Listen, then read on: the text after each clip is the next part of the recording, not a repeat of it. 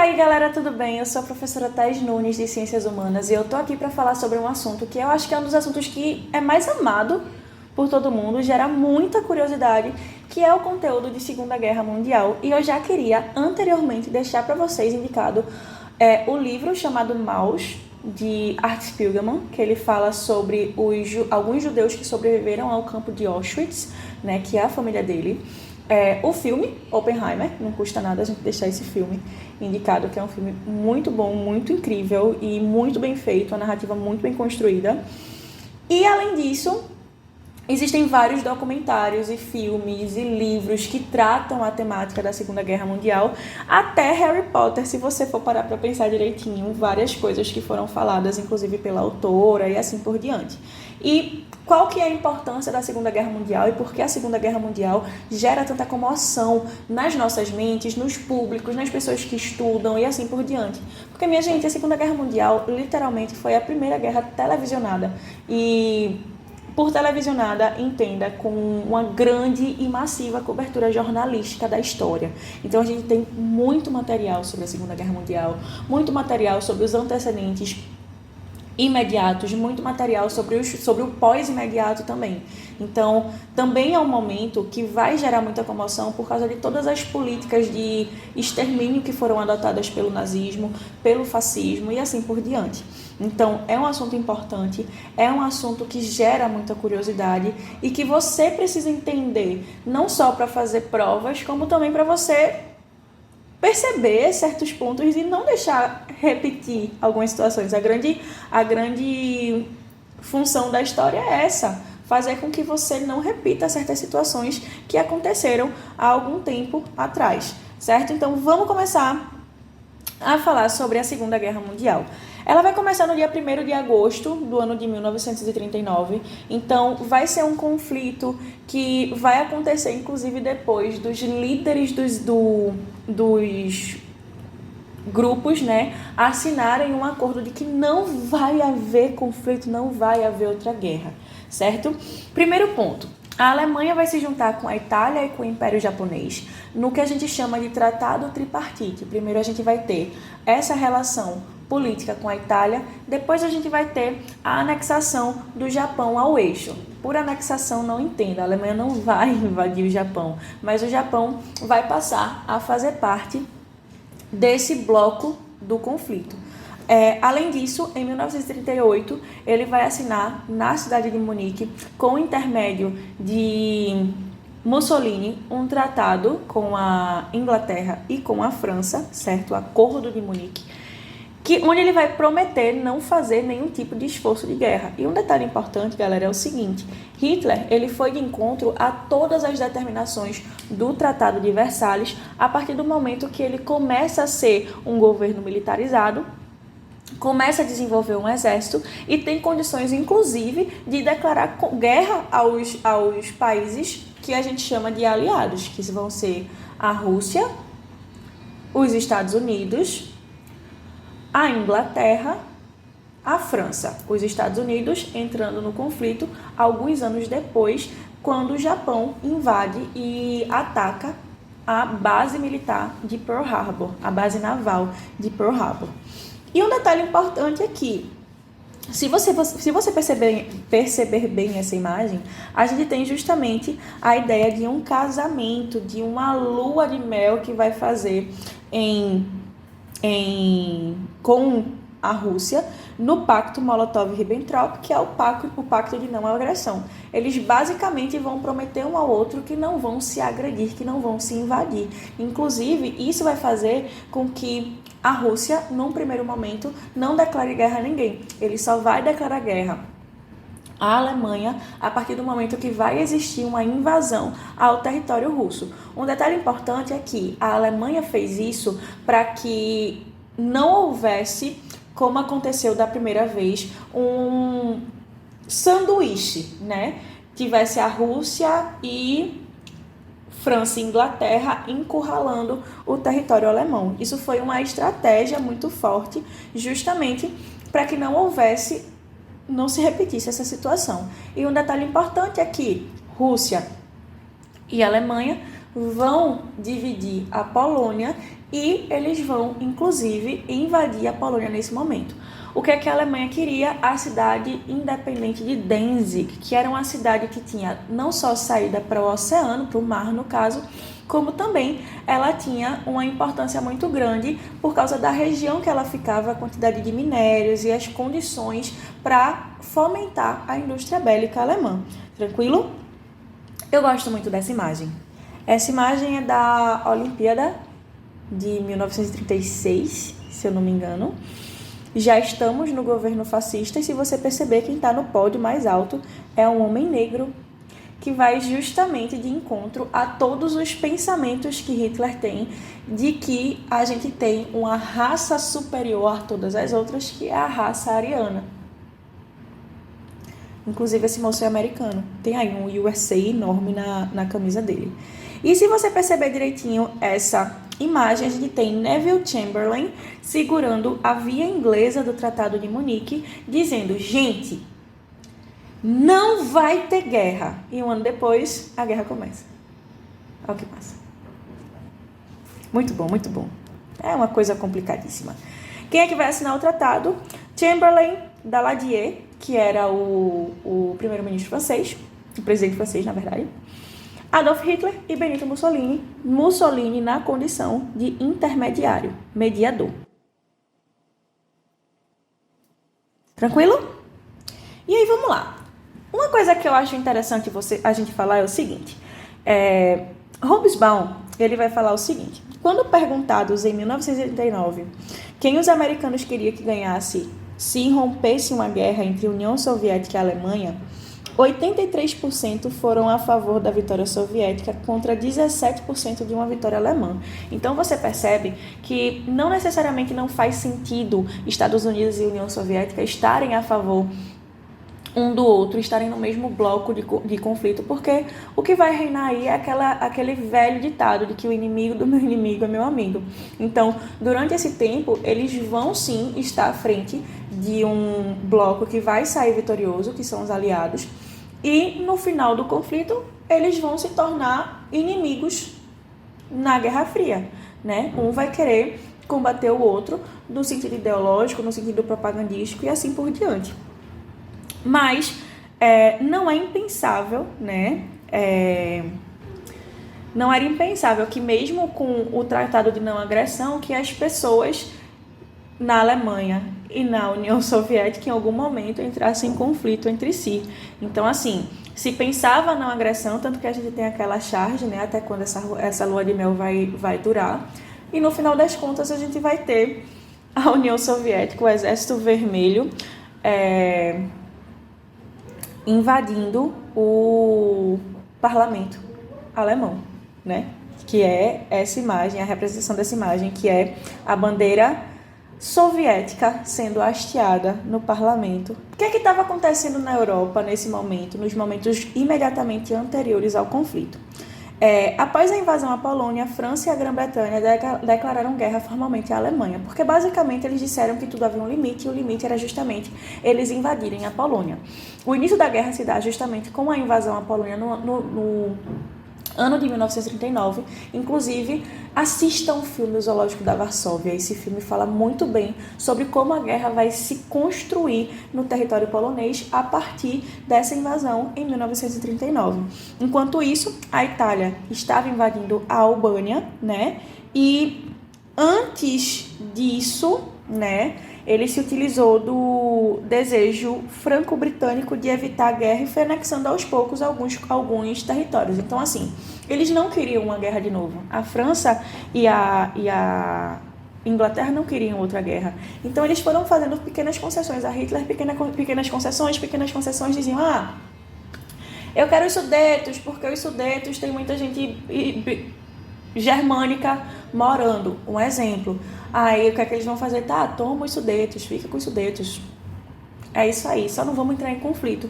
Até que ele invade a Alemanha. E o que a Alemanha não, a Polônia. E o que é que ele queria? O controle do porto de Danzig. E o porto de Danzig, no caso a cidade de Danzig, era controlado pela Liga das Nações. É uma cidade livre, tranquilo. É a mesma ideia que a gente tem com Jerusalém hoje. Jerusalém não é uma cidade que está necessariamente anexa ao Estado de Israel, porque é uma cidade que é controlada pela ONU. Tranquilo? E assim como outras situações, como outros momentos que a gente já viu e que acontecem ainda hoje. E aí, a gente vai ter um bloqueio marítimo para os navios franceses e ingleses no Mar Báltico, que vai ser justamente o mar que vai banhar a parte norte ali da Polônia, da Alemanha e assim por diante. E se vocês perceberem isso daqui, ó, isso é um corredor polonês, certo? Aquela brincadeira salutar do corredor polonês é justamente, se origina justamente disso. Território alemão aqui, território polonês aqui. Tranquilo? E aí, o que vai acontecer? A gente já tem o início do conflito, a gente já tem o conflito muito fortemente acontecendo. Hitler vai se utilizar de forma exaustiva da Blitzkrieg e uma das coisas que ele vai fazer é invadir a França. Como eu falei em uma aula anterior, a França, quando foi invadida, ela foi rendida em menos de um ano do início da guerra. E ela foi rendida não só por causa de tudo que aconteceu, como também Hitler fez o presidente francês assinar a rendição no mesmo lugar que a Alemanha assinou a rendição na Primeira Guerra Mundial. Uma coisa que é sempre importante lembrar é que Hitler foi soldado na Primeira Guerra Mundial. Ele foi ferido com armas químicas na Primeira Guerra Mundial, se eu não me engano foi com gás mostarda. E por causa disso ele vai começar a alimentar um problema e um ressentimento muito grande com a França, certo? Outro detalhe importante é que após a queda francesa, os alemães se utilizaram do território francês para atacar a Inglaterra na primeira batalha 100% aérea da história. Gente, não é à toa que existe um trem, certo? Um metrô que vai ligar a França, na cidade de Lyon, para a Inglaterra, porque é muito próximo, então vai ser utilizado esse território e a Inglaterra se garante muito no mar, mas será que ele se garante em vias aéreas? E isso vai gerar grandes problemas, justamente porque Londres vai ser altamente bombardeada. Outras cidades importantes do Reino Unido também vão ser altamente bombardeadas.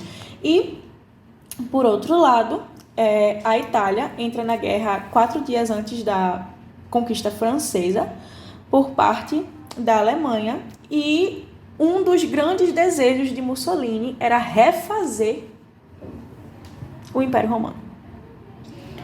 Ele era um pouco fora da casinha nesse sentido, porque assim, é muito difícil que continuasse relações de amizade entre Hitler e Mussolini se Mussolini invadisse a Alemanha, né? E ele não vai ter nem essa oportunidade, porque nesse momento a gente vai ver que Mussolini vai ser rendido e vai ser executado no ano de 1944, muito antes, bem antes, bastante antes do conflito terminar. Tá, não vai ser tão antes assim, mas vai ser um tempinho bom antes do conflito terminar.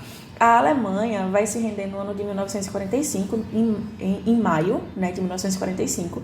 E aí a gente tem algumas outras problemáticas relacionando esses processos, mas a gente vai falar um pouco mais pra frente. E aí a gente chega em Walt Disney. O Walt Disney que vai desenhar o Zé Carioca, que vai também ser uma força muito grande contra o nazismo, principalmente na linguagem com as crianças, certo? E aí ele vai criar o Zé Carioca como uma alternativa para ser uma relação de boa vizinhança entre Brasil e Estados Unidos. O Zé Carioca, inclusive, vai ser utilizado como forma de convencer o Brasil a entrar no conflito ao lado dos aliados, né? A gente também vai ter a questão da Companhia Siderúrgica Nacional, que vai fazer com que Estados Unidos e Brasil comecem a aumentar as suas relações de comércio. Tranquilo. E o outro ponto que vai fazer o Brasil entrar na guerra é justamente o abate dos navios mercantes brasileiros por parte dos submarinos alemães. Eu acho muito importante falar sobre esse cara. O nome dele Alan Turing e foi um dos responsáveis pela vitória dos aliados contra o Eixo. Por que eu acho importante falar sobre Alan Turing? Inclusive, assistam o Jogo da Imitação, esse filme é maravilhoso. E qual a importância de Alan Turing? Simplesmente ele conseguiu desencriptografar todas as mensagens alemãs e conseguiu interceptar e adiantar muitas das coisas que estavam sendo planejadas pelos alemães. Isso vai fazer com que haja uma virada na guerra e o Eixo comece a apanhar violentamente dos aliados e eles consigam organizar o chamado Dia D, o desembarque da Normandia, que vai acontecer no ano de 1944, e a Alemanha, que começou a se expandir, vai voltar a ficar restrita ao seu território. Tranquilo? Então, assim, em 1944, a guerra estava caminhando para o seu fim nas frentes da Europa, do Atlântico e do Pacífico, sendo que no Pacífico só vai ser concluída de fato com os bombardeios de Hiroshima e Nagasaki nos dias 6 e 9 de agosto de 1945. No Pacífico, quem estava à frente do conflito eram os Estados Unidos, e o conflito era Estados Unidos contra Japão. Na Europa, a Itália já estava praticamente rendida, né? E em junho de 44, os aliados conseguiram invadir a Itália, render a Itália e executar Mussolini. Na União Soviética, quase todos os territórios conquistados pela Alemanha estavam sendo retomados, inclusive um dos maiores marcos do conflito na União Soviética é justamente a Batalha de Stalingrado, né? E no dia 6 de junho de 1944 acontece o dia D, o desembarque na Normandia, e os rumos da guerra vão ser totalmente alterados, levando em maio de 1945 a rendição alemã, em setembro de 1945 o fim formal do conflito. Mas não tem como falar de Segunda Guerra Mundial e não falar sobre o que eles chamaram de solução final. A solução final, basicamente, foi começada a ser posta em prática no final do ano de 1943 para o início do ano de 1944, e foi quando foram enviados os judeus aos campos de concentração. Sim, agora vamos falar sobre o Holocausto. Desde o primeiro ataque dos alemães à Polônia, eles estavam muito decididos em deixar os judeus, vamos dizer assim, marginalizados de forma extremamente violenta. Então, uma das questões relacionadas a isso é fazer com que eles fossem, de fato, atacados, perseguidos. E daí vem a característica do antissemitismo, do nazismo, porque Hitler acreditava que os judeus estavam drenando a riqueza dos alemães, né? E aí o que acontece, gente? Com o ataque à Polônia, os judeus foram removidos das cidades e das suas casas e foram levados aos guetos. No filme O Zoológico da Varsóvia, a gente vê uma grande força-tarefa feita justamente para ajudar esses judeus a escaparem do nazismo. E outro filme que é muito bom de vocês assistirem para entender como se forma o processo ideológico e o combate aos judeus é Jojo Rabbit. Até porque isso vai mostrar como isso vai funcionar na cabeça de uma criança que é criada e é educada para ser um pequeno nazista, né? E aí, entre os anos de 1942 e 1944, eles começaram a ser postos em campos de concentração, no caso judeus, e entre 1943 e 1944 a gente começou a ter o genocídio em massa nas câmaras de gás. Essa aqui é a foto do portão de entrada do campo de concentração de Auschwitz, que foi aberto, né, no ano de 1945, no dia 27 de janeiro, e na frente desse campo de concentração está escrito: só o trabalho dignifica o homem. E os judeus foram praticamente escravizados nesse processo. Praticamente não, eles foram escravizados nesse processo. Eles foram escravizados, eles foram torturados, eles foram assassinados. Tanto que quando Art Spiegelman fala sobre a resistência da família dele em relação a Auschwitz, ele deixa muito claro como que o pai dele ficou depois de tudo que aconteceu. O pai dele que esteve em Auschwitz. Tranquilo, gente? Os idosos e as pessoas que tinham alguns tipos de doença crônica já iam para a câmara de gás muito anteriormente ao início da chamada solução final. Certo? E aí, também não tem como falar sobre a Segunda Guerra Mundial e não falar sobre o Projeto Manhattan e sobre as bombas atômicas. O Projeto Manhattan foi iniciado justamente para construir as armas atômicas. A gente teve 3 bombas atômicas, uma foi disparada em Trinity, certo? No teste de Trinity, em junho, 16 de junho, de julho, na verdade, de 1945.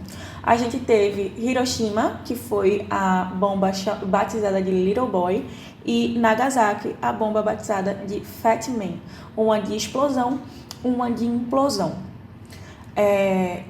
O Projeto Manhattan foi chefiado por Robert Oppenheimer e ele, junto a um grupo de cientistas, começaram a desenvolver as armas de fissão nuclear, certo? E aí, deu no que deu. Uma vez me perguntaram por que os Estados Unidos tinham tanto ódio aos japoneses, a ponto de lançarem as bombas atômicas. Eles não tinham esse ódio todo contra os japoneses, eles sabiam que os japoneses uma hora ou outra seriam rendidos. A grande questão é que os Estados Unidos não queriam que a União Soviética se envolvesse na rendição do Japão. Assim, eles dois, no caso os 2 países, dividiram os louros de vencerem a guerra. Concluímos a Segunda Guerra Mundial. Mais para frente vamos começar a falar sobre a Guerra Fria e entender os processos relacionados à Guerra Fria. Espero que você tenha gostado. Espero que você compartilhe com os seus amigos e até a próxima.